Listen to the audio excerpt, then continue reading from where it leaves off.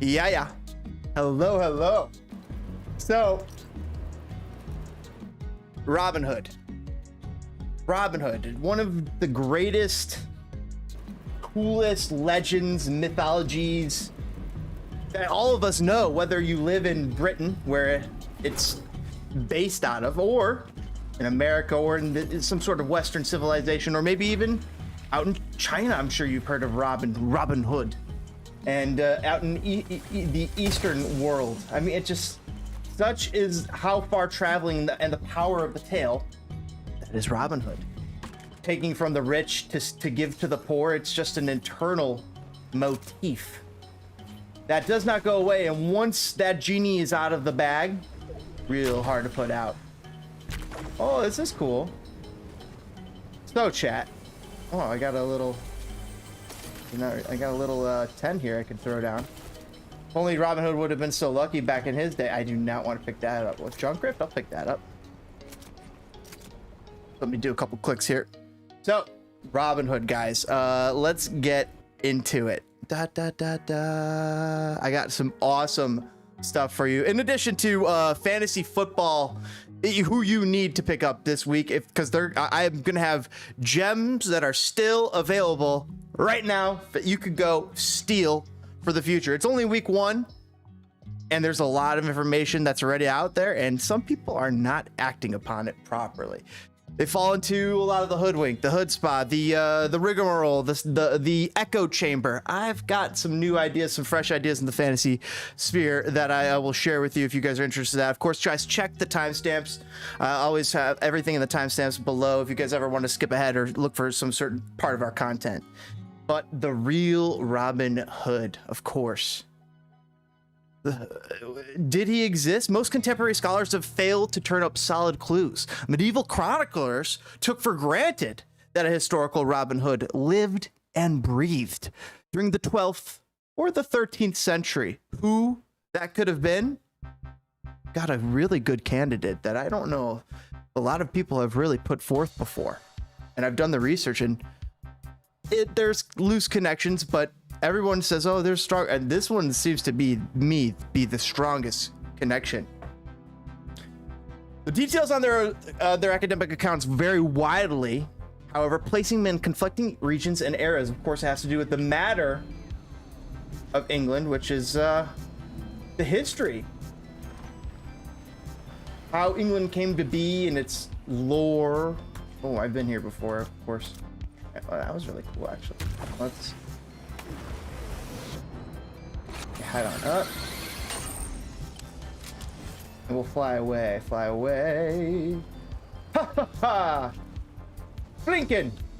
Back from the war? He split Robin's arrow in twine. Grab that shoddy.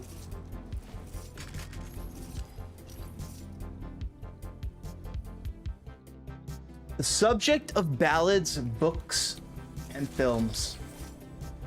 Robin Hood has proven to be one of popular culture's most enduring folk heroes. Over the course of 700 years, the outlaw from Nottinghamshire, supposedly, who robs from the rich to give to the poor, has emerged as one of the most enduring folk heroes of our modern era and for the last 700 years. I got an itch on my schnoz. Pick that back up. Oh, we got 2 shotties here. Let's not do it. Head over, go double pump. Rock someone's world with that. Can we get a little more? Somebody around here, all right. Hello. Will you let me? Oh shit, you won't. Oh fuck, I forgot to build. Forgot we could build. Well, this is perfect though. Excuse me for 1 second here, chat. Vicious itch. But over the course of the last 700 years, the outlaw from Nottinghamshire who robs from the rich to give to the poor has emerged as one of the most enduring folk heroes in popular culture. and one of the most versatile. But how has that legend of Sherwood Forest merry outlaws evolved over time, and did a real Robin Hood actually exist to inspire these classic tales? Well, beginning in the 15th century and perhaps even earlier, Christian revelers in certain parts of England celebrated May Day. Of course, May Day, they're running around the maypole celebrating the births of spring, and a pagan tradition going back millennia, over 2 millennia at least, back to the Roman times when they would do such things, with plays and games, orgies, involving a Robin Hood figure. Probably not in here, maybe back in the Roman times. A Robin Hood figure, and not Robin Hood back in then. It was probably Hercules or somebody else, some other hero that had risen, but maybe based on somebody who had existed in history and who everybody felt at some point, or at least somehow felt the power of, or was affected by, to the point where it inspired a near mythical status that we know today as Robin Hood, that has near religious significance. In the 19th century, writers, illustrators like Howard Pyle were adapting the traditional tales for children, popularizing them in the United States and around the world. Well, more recently, though, bringing Robin to the silver screen had become a rite of passage for directors ranging from Michael Curtis to Ridley Scott with Russell Crowe, and Terry Gilliam and Mel Brooks. Some great stuff, some great shouts and great movies there. Of course, Monty Python, and of course Mel Brooks, Robin Hood Men in Tights. Some great stuff there, and maybe even a nod to the Postman, Kevin Costner, and his nod and his turn as an Americanized Robin Hood in England. But throughout Robin's existence, writers, performers, and filmmakers have probed their imaginations for new incarnations that resonate with the respective audience. Now think about that. So throughout time of Robin Hood, this motif, this character has changeable parts that are, you could swap out and make it more attractive and more resonant to the zeitgeist, to the people of the time. Something to keep in mind as we get into who Robin was, or likely was. In the 14th century England, where agrarian discontent had begun to chip away at the feudal system, he appears as an anti-establishment rebel who murders government agents and wealthy landowners. Later variations from times of less social upheaval dispense with the gore and cast Robin as a dispossessed aristocrat with a heart of gold and a love interest named Maid Marian. The potential realistic basis for Maid Marian, I'll also reveal later in this theory. It's quite incredible that this has been, literally, in my opinion, sitting in plain sight. And in some ways, maybe they don't want it known, or maybe it helps preserve some of that mythological presence of Robin Hood and what he truly means to everyone. Freedom, right? Robin means freedom in some ways. And keep that theme in mind. Freedom from who? Freedom from the tyrannical overlords? Freedom from oppression? This really plays into who Robin likely is in my theory, and I can't wait to share with you guys. Throughout academics, meanwhile, have combed the historical record for evidence of the real Robin Hood.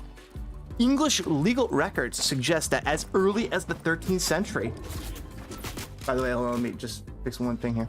As early as the 13th century, Robin Hood or Robin Hood and other variations had become common epithets for criminals.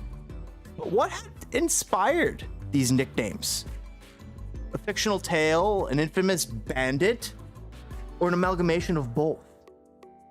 First literary references to Robin Hood appear in a series of 14th and 15th century ballads about a violent yeoman who lived in Sherwood Forest with his men and frequently clashed with the sheriff of Nottingham. Rather than a peasant, a knight, or fallen noble, as in later versions, the protagonist of these medieval stories is a commoner. Little John and Will Scarlet are part of Robin's merry crew, meaning at the time an outlaws gang, but Maid Marian, Friar Tuck, and Alan Adale would not enter that legend and join that outlaws gang until later on, possibly as part of May Day rituals and to fit the narrative of the time, to fit the zeitgeist of the time, to fit the people that were telling the stories, that were listening to the stories at the time. Keep that in mind, that how we can change stories, warp stories, adapt stories, retell stories, swap parts out, change meanings, and sometimes wholesale change lore parts to bring out different effects from the stories. Well, while most contemporary scholars have failed to turn up solid clues, medieval chroniclers took for granted that historical Robin Hood lived and breathed during the 12th or 13th century. I believe he existed, and I think I'm going to share with you who Robin Hood is. The details of their accounts vary widely, placing him in conflicting regions and eras. Not until John Major's History of Greater Britain, written in 1521, for example, is he actually depicted as a follower of King Richard, one of his defining characteristics in modern times. So think about that. One of his defining characteristics that you think about Robin Hood, oh, he supported King Richard. King Richard lived in 1199. He died in 1199. So surely Robin Hood existed then. He was a supporter of Richard. He lived in the time of Richard and somehow was, you know, an effective supporter of him, maybe even went to the Crusades with King Richard, the Lionheart. Right? So this is where some of those theories, of course, come from. But we may never know for sure whether Robin Hood ever existed outside the verses of ballads and pages of books, and I actually think he did. And even if we did, fans young and old would surely flock to England's Nottinghamshire region for a tour of the legends. I don't think it actually has anything to do with Sherwood Forest. Well, Sherwood Forest has later enters a lot of these things later enter the legend to better fit, to make it better fit, because Robin Hood, guys, his real name was Robert Fitzwalter. He was one of the leaders of the baronial opposition against King John, one of the 25 sureties that signed the Magna Carta, that made sure King John signed the Magna Carta. What is the Magna Carta, you ask? Oh, just one of the official documents of certifying freedom in England that existed before the Constitution, before the Bill of Rights. It essentially was an agreement between the barons and most of the people and the king, that the king had to follow the law and that he couldn't just follow it, do what he pleased anymore. That's essentially what it boils down to. It was created in 1215, the 13th century, the same years that Robin Hood existed. Robin Hood, the bastion of freedom, the creator, the guy who in England, they associate with freedom from oppression. Who was Robin Hood? Was he none other than Robert Fitzwalter? One of the feudal barons from Little Dunmow, Essex, a constable in Baynard's Castle in London, which was going to be annexed to the hereditary office of Castellan and Chief Knight Baronet of the City of London? Was it Robert Fitzwalter, part of the official aristocracy created by Henry I and Henry II? The same Robert Fitzwalter that served John in the wars in Normandy?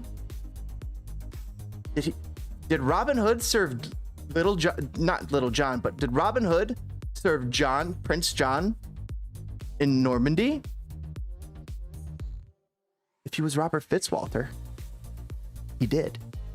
In which he was taken prisoner by King Philip of France and forced to pay a heavy ransom. Fitzwalter was implicated in the baronial conspiracy of 1212, 3 years before the Magna Carta. According to his own statement, King John had attempted to seduce Fitzwalter's eldest daughter. Possibly Robin Hood's eldest daughter. But Robert's account of his grievances varied, from time to time. The truth seems to be that he was irritated by the suspicion that with which John regarded the new baronage. Fitzwalter escaped a trial by fleeing to France. He was outlawed. Tell me if you heard that before. He was outlawed, and tell me if you heard this before, but returned under special amnesty. This after John's reconciliation with Pope Innocent, which we'll talk about later. Are you starting to put together the clues here? I got more bangers for you. I got... What's up, Angus? What's up? We're talking Robin Hood theory today, along with a little Philadelphia experiment and the Navy's files, little sports, little MLS, little soccer, little fantasy. What is going on, everybody? Stories are changed when the world's predominant religion suddenly changed. That's true. And I'll talk more about the world's religions and what they might have to do with the Philadelphia experiment later on here. I'm going to continue on with the Robin Hood expose as we learn more about Robert Fitzwalter, the potential person that Robin Hood is based off on that nobody knows about. Nobody realizes, nobody puts this together. But if you go to the Wikipedia page for First Baron's War, right there on the right side, you'll see a list of commanders and leaders that were against the Kingdom of England right there in 1215 to 1217 that made the king sign the Magna Carta, thus ensuring freedom for citizens of Britain, of the United Kingdom, of England. Wait, so who led the charge of this, you ask? Robert? Robert Fitzwalter? Or you mean Robin Hood?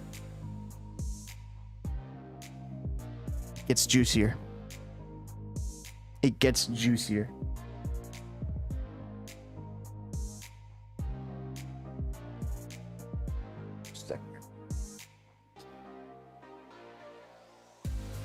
So,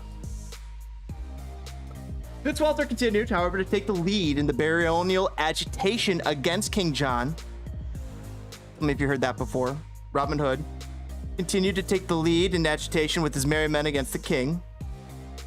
And upon the outbreak of hostilities in 1215 was elected Marshal of the Army of God and Holy Church. And it was due to his influence in London that Robert Fitzwalter's party obtained the support of the city and used it as their base of operations.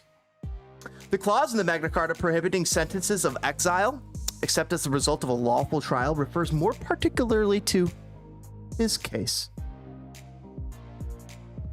He was one of the 25 barons appointed to enforce the promises of Magna Carta, and his aggressive attitude was one of the causes which contributed to the revival of civil war later on in 1215.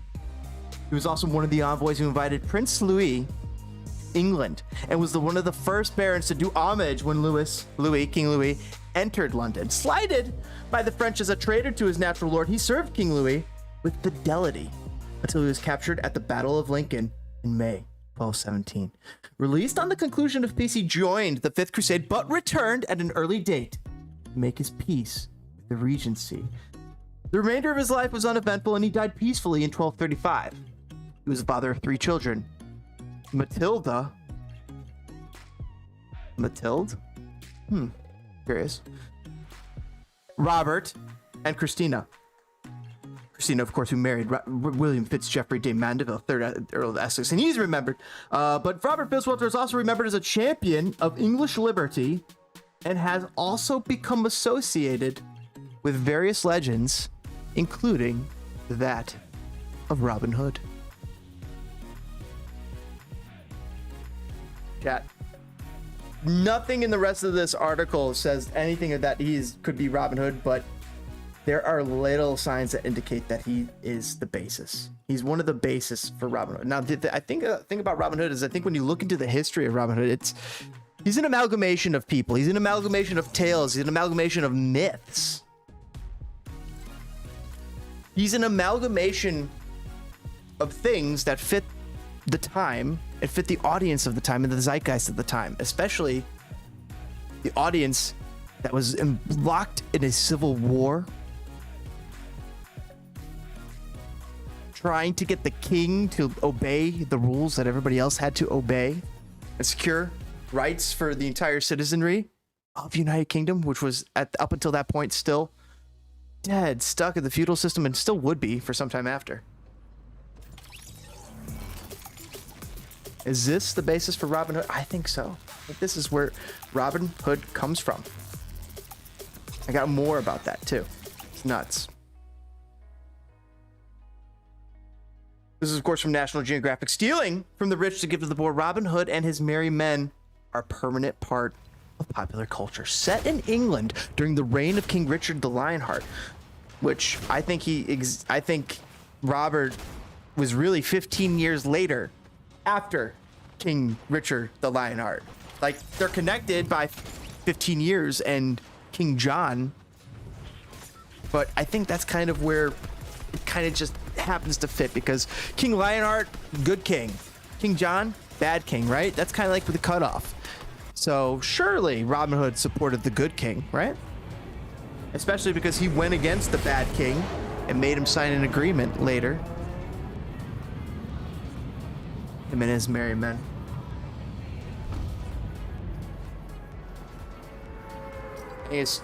Who do you think, chat, who do you think is Robin Hood? There are theories, Robert Fitzooth being one. There are quite a few. I mean, there's, let's see, we got Robert Hood of York.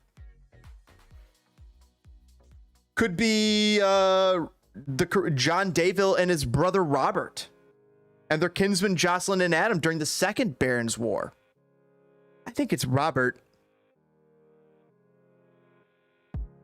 Fitzwalter in the First Barons' War is the basis, and also the reason that they have the Magna Carta.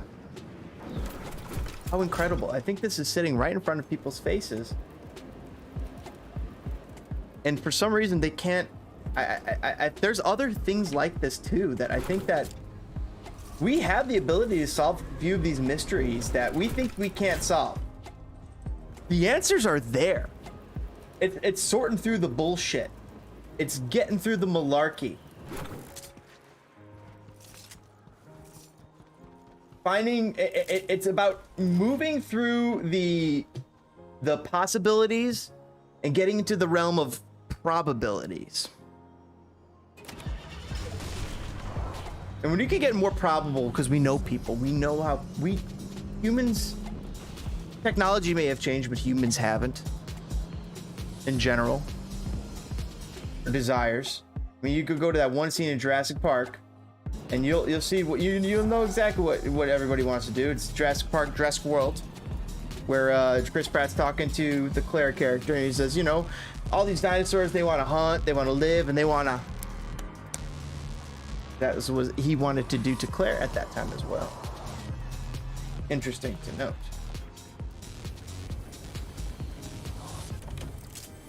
But what I got in here? A little gun. Oh. All right, come on, give it to me. All right. Oop. So back to Robin Hood here in just a second here, chat. Because oh, there he is. Ooh. You didn't see me. There's another guy over there. Look at that. That's a real guy.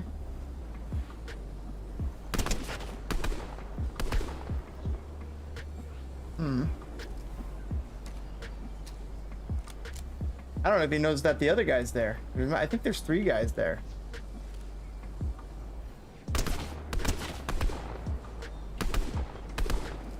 Okay. Anybody else there? Or... well, I'll check it out.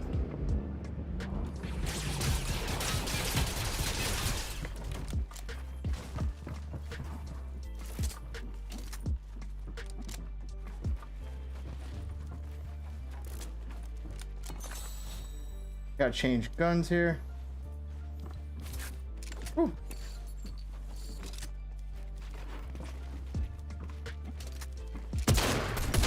Hi, buddy. Ah, excuse me. All right, back to the story of Robin Hood.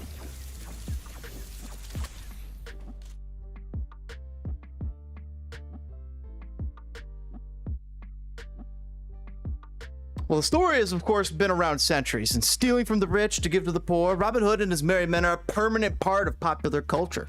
Set in England during the reign of King Richard, the adventures of Robin Hood follow the noble thief as he woos the beautiful maid Marian, possibly based off his daughter, off of Robert Fitzwalter's daughter, Matilda, which is apparently some sort of Welsh derivative of Marian.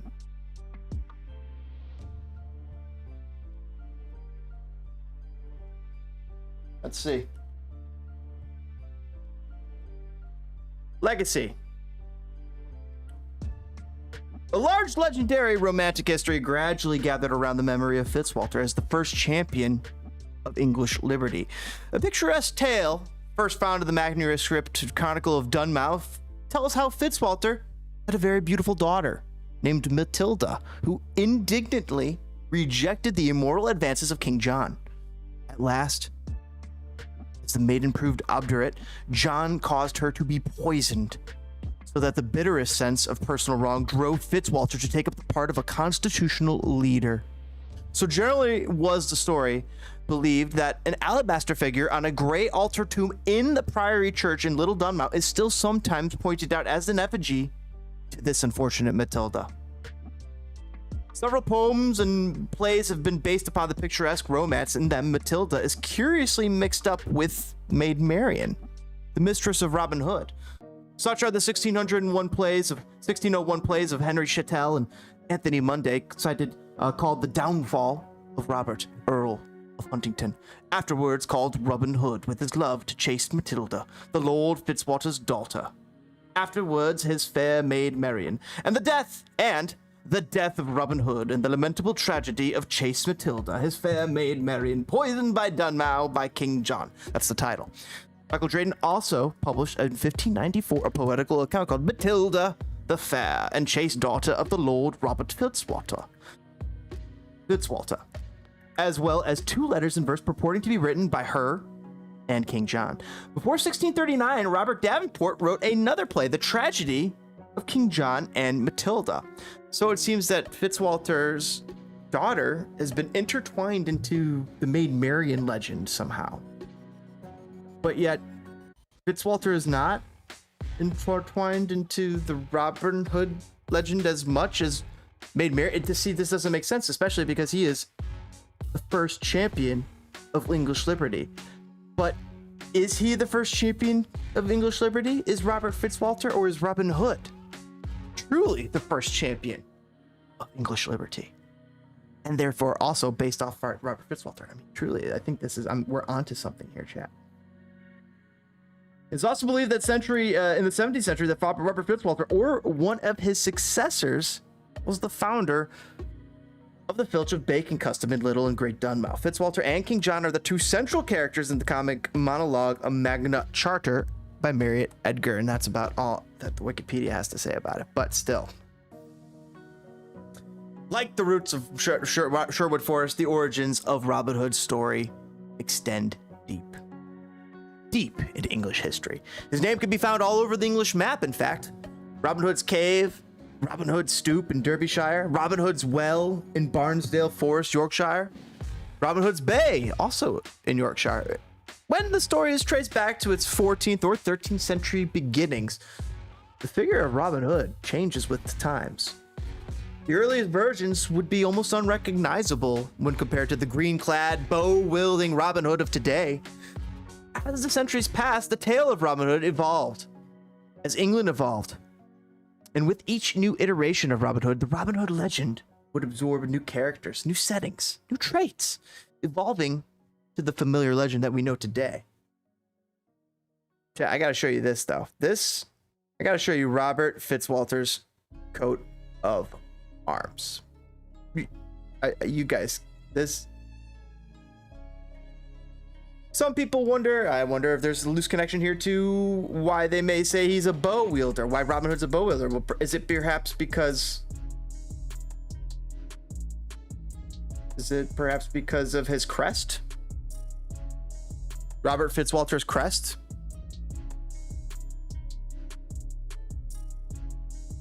Archway, 90 degrees, ruler, Mason, Masonic, angles, bow and arrow. Do we see an arrow with a tail and a top with a triangle? So is that a triangle with an arrow? And is that where we get the bow and arrow?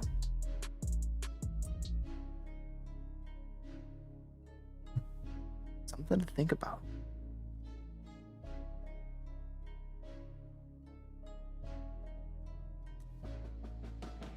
Back to the story. Well, as the centuries pass, the tale of Robin Hood has evolved, as England has evolved, as the world has evolved, and also gotten its hooks into the Robin Hood story and made it its own in various iterations and cultures. Well, with each new iteration, the Robin Hood legend would absorb new characters, new settings, new traits. So what started as Robin Hood back in the 13th century and the 14th century, the Robin Hood we have today. Does this mean that Robert is our Robin Hood? I think he's the most obvious candidate, to be honest. When I think Robin Hood, I think, you know, the folkloric hero of English freedom. And when you remove the folkloric part, you get Robert, the real person, Robert Fitzwalter. So literally you say that same phrase, you remove the folklore hero and to a real hero who existed and helped beat the king, helped made him sign the Magna Carta, helped certify rights for English commoners. That's Robert Fitzwalter.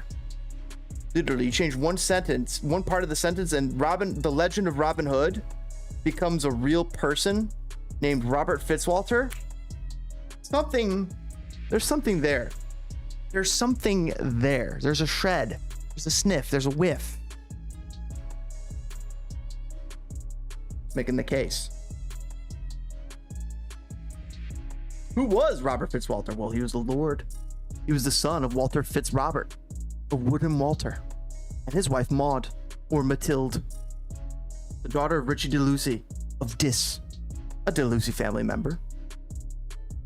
Robert was a feudal baron of the 4th generation after the Norman conquest, great-grandson of Richard Fitzgilbert. His paternal grandfather was Richard Fitzgilbert's son, Robert Fitzrichard, steward of Henry I. See, all these names mean nothing. Whatever, who cares? The fact of the matter is, Robert's an important person, a very important person, and what he's known to do is also what Robin Hood was known to do. Also, who was the group that took on the King of England during the First Barons' War? Did we see the Merry Men in this group of commanders and leaders? Did we see Will Scarlet and the Sire de Quincy?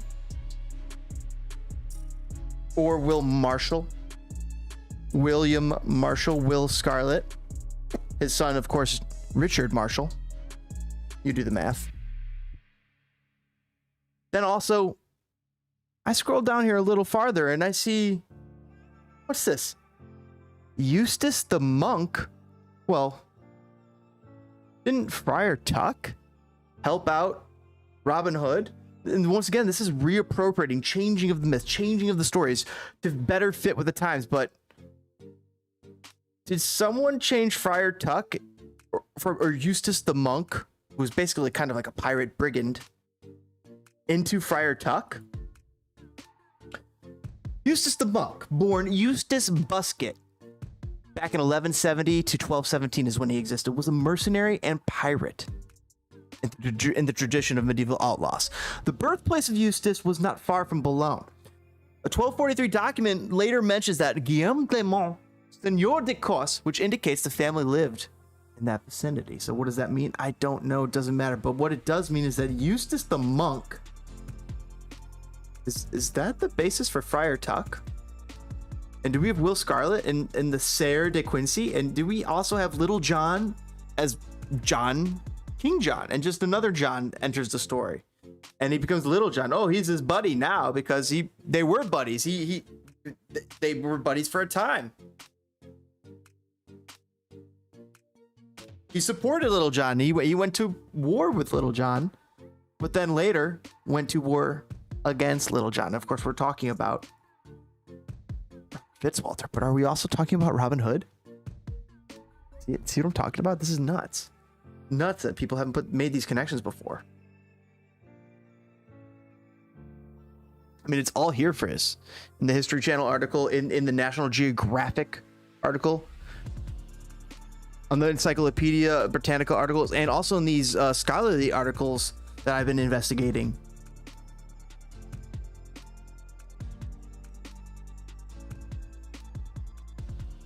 On JSTOR.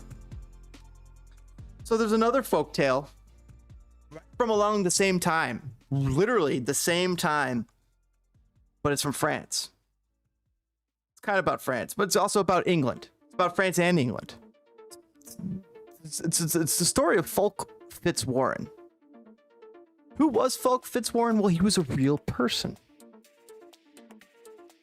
Fulk Fitzwarren's variant spellings, well, it doesn't really matter, but the fact of the matter was that in his young life, early in the reign of King John, he won notoriety as an outlaw leader of a roving force striving to recover his familial right to Whittington Castle in Shropshire, which John had granted away to a Welsh claimant. Progressively rehabilitated and enjoying his lordship, he endured further setbacks in 1215 to 1217. Listen to this. This Fulk Fitzwarren, his land was given away by King John. Is this another part of the Robin Hood mythos that gets rolled up into it? I think so. I think parts of this get rolled up into the Robin Hood mythos as well. Therefore, after his connections with the court of Lewin ap Iorwerth and his usefulness to the English king placed him in the midst of a larger conflict in which he lost Whittington to Lewin for a year back in 1223-1224, though that prince was said to have married his daughter, so unsure. During the 1220s, though, Fulk founded Albury Priory in Shropshire, which became the smallest and last established of the three English houses dependent upon the Order of Grandmont. What does the Order of Grandmont has to do with a religious priory of sounded by Saint Stephen of Thiers? And they just tried to write books, but nobody really wrote any good books for them, basically, is what they say. Like, they tried to write some good books, they weren't good at it. Always ready to defend his rights, though, Fulk Fitzwarren lived to a ripe old age and was buried at Alderbury beside his two wives, leaving heirs and daughters and a plentiful posterity, among whose name of Fulk Fitzwarren was continuously renewed in later centuries. His grandson, in fact, was Fulk V. Fitzwarren, and the first Baron Fitzwarren, 1251-1351. Wow, he lived 100 years. Almost 100 years. No, 50 years. 65. You do the math. After his death, Fulk became the subject of a popular ancestral romance in French verse, Fulk de Fitzwarren, relating his life as an outlaw and his struggle to regain his patrimony from the king. So a folklore came about in France called Fulk de Fitzwarren right along the same times as the folklore for Robin Hood came along. Were these jealous British folk that just needed their own? This survives in a prose version, so that's out there. But did the British need their own Fook? And they have one in Robert? Did they have one in Robin Hood?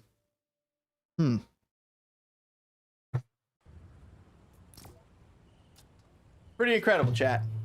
Pretty incredible. So I've laid out the argument, the idea, the theory. If you guys have any ideas, if you guys have any candidates for Robin Hood other than Robert Fitzwalter, let us know, and let us know in the chat. Let us know in the comments. Love to read your comments. Love to hear your theories, because this one is a cool one. This one is a real cool one. I mean, who was Robin Hood? Did he really exist? Was he someone else? Was he Robert Hood of York? Was he Roger Godbird? Was he Robin Hood of Wakefield? Was it an alias? Was he Robert of Fitzooth, an English lord? Right around the time of the 1200s and 1100s. Robert Fitzooth. Well, let's take a look at him. Alleged dates, of course, 1160 to 1247. So here's the thing: alleged. All these things, all these other people that they're throwing out there, they're like, yeah, this guy, he might be. Look, we gotta take a closer look at Robert Fitzwalter, and if he is Robin Hood, I think I am over the target here. I mean, you look at there's some signs here that just make me feel like, there's something to this. All right. Do you guys want to talk Philadelphia experiment? You guys want to talk MLS? Little fantasy football, get into all that. Chicago Bears.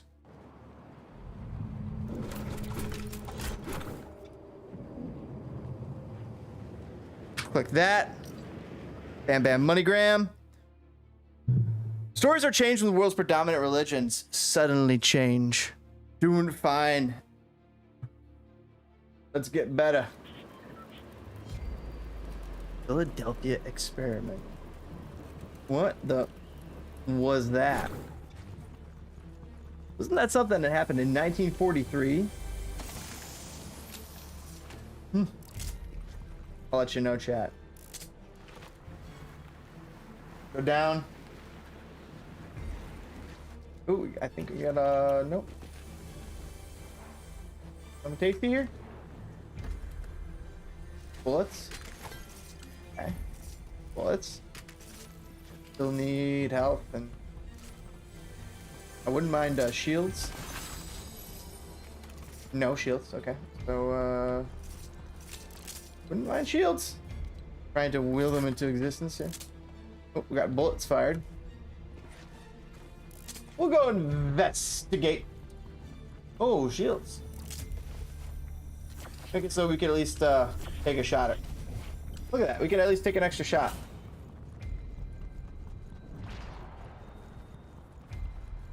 Depending on what kind of weapon it is.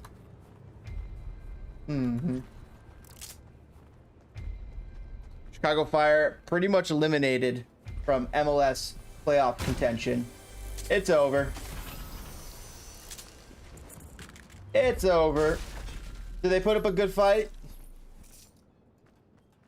You tell me. And who was that fight on? Like, if they did put a good fight, who put up a good fight? Gaga Slonina put up a good fight. Individuals put up a good fight. That's certainly true. But did the team, did Georg Heitz, did Desiree Hendrickson truly put forth their best efforts? I think, yeah, for Ezra Hendrickson, this being his first effort, it of course is going to be his best effort. He's putting his all into this, but all might not be enough, fortunately. Oh, we got some, yeah, why not? We could use a upgrade loot, right? God, I like that. Keep that. That way I could run around with. Pretty sure somewhere up here. Yes, there it is. Oh, those are fun. Free in here? I'll take that. Where we are. Moving into the zone. Not seeing anybody. I'm looking up Philadelphia experiment online to refresh my mind. So we're about to get into it.